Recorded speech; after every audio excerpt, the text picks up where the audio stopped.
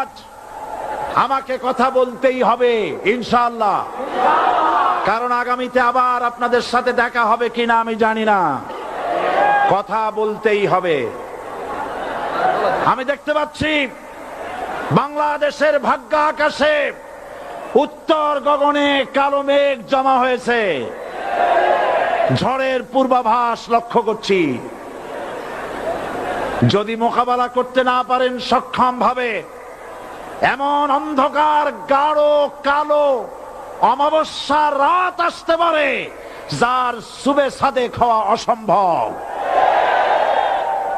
সুতরাং আপনারা কি কাপুরুষের মতো কাফের মুশরিকদের গোলামি করে মরতে চান?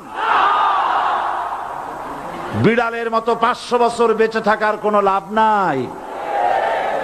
সিংহের মতো 1 ঘন্টা বাঁচতে চাই।